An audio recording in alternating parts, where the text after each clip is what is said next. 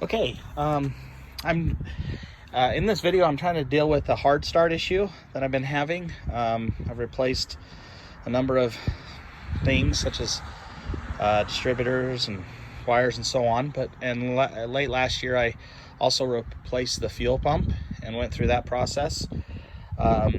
What I believe I haven't been able to fix it, but what I believe I have found is an issue with how I did the fuel pump.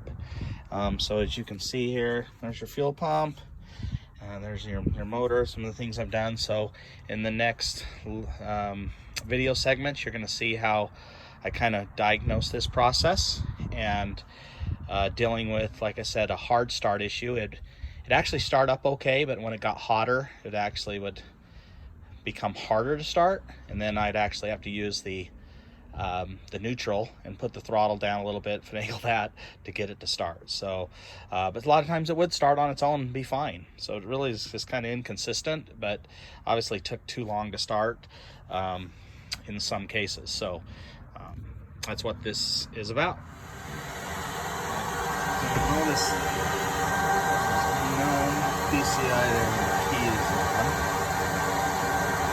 Let's turn it over. It's hard to do.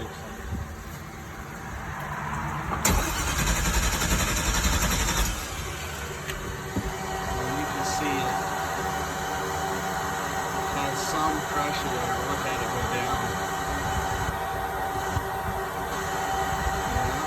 Yeah. Okay, let's get it started.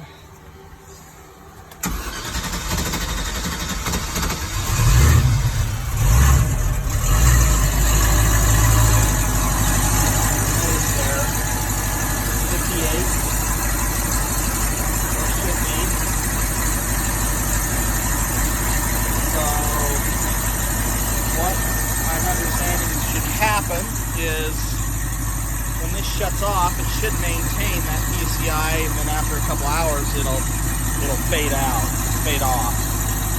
But as you're going to see here, when I shut this down, it goes right off.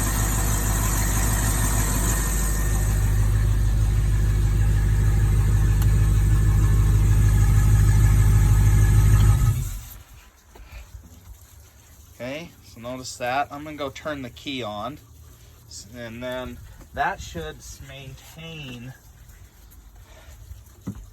Okay, so notice how it spiked up. I turned the key on, I hope you saw that, and now it's just fading right off. Now it's back. So I have obviously an air leak.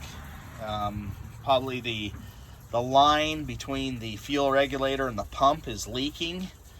It's not quite tight. I thought I had that tight, and it's just leaking. So that should, after you run it and you turn the key on, that should maintain around 58 psi, and it'll eventually bleed off air after an hour or two, but it should maintain that. So I'm going to open up the pump and yeah, see what we got. Okay, so I took my pump out. This has already been replaced, but as you can see there, I used the right clamp, but as you will see, when I blow through this hose, it is leaking right there. Obviously, I don't know, it doesn't look like I've got that quite in the right place, that clamp. So let me show you here if I can do this.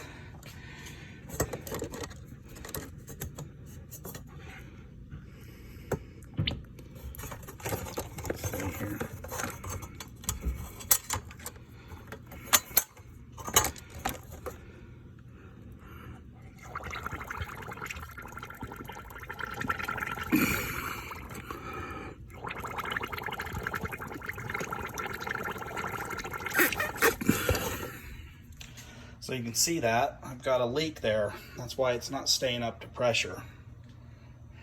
So I'm going to try to move the clamp and maybe double clamp it, or look where I can clamp better and retest. Okay, as you can see here, this is the previous boat owner had this installed. He had, or whoever put it in, had the worm style clamp, which is Obviously not a great clamp because that'll come loose. So what you'll notice is, so when I was clamping before, I think I was down in this bottom area. You know, I figured, you know, just right below, I tried to get below, but this is pretty long and it's the same as this one. I was probably in this area, and obviously that wasn't cutting it. So what I did is the first clamp went right on top of the barb, or whatever you call this here, and then I decided to put another one just right below this. So when I test this, I do not get any air. You know, the MasterCraft Pump 101, you know, there's like 90 pages there, and you try to get your game plan together. You know, I think the #1 tip is, you know, before you put this back, you know, blow through the regulator and make sure there's no air. Put it in gas and make sure there is no air. This would have saved me a lot of time, but I mean, you try to read everything you can, but there's just a lot on that page.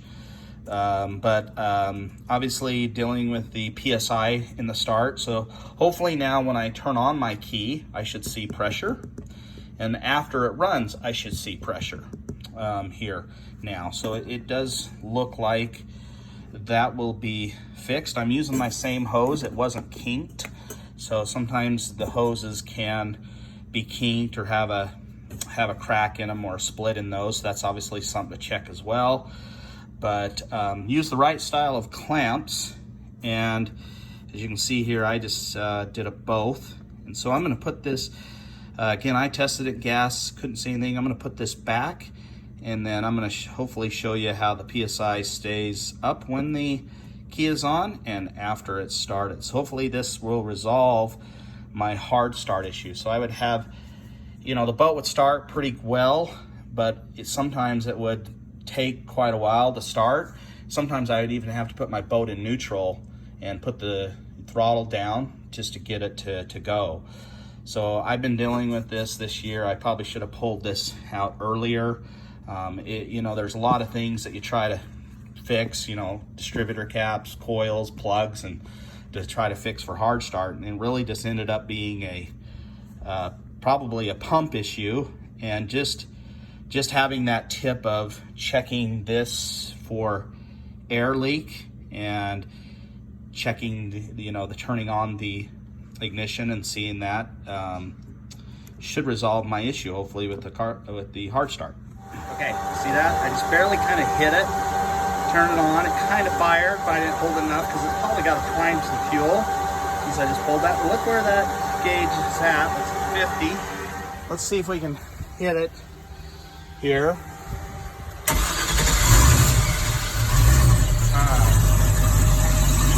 Okay, still getting 58. That seemed to start awesome. Now what? We set it off. Let's see what happens with the needle. Okay.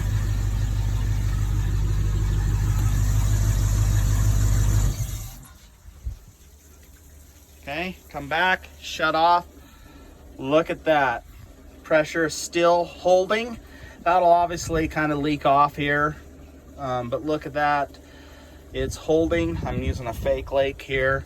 So let me go back. I'm just gonna start it up one more time. Blower on.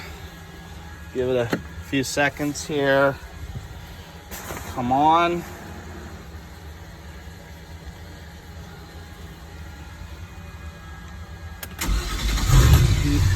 I don't know if I've ever had it quite that fast start. Okay, well there you go. I mean, that's just a little bit about pump replacements and making sure you have the right clamp on and what things to check to make sure before you put it back. Hopefully this helps somebody.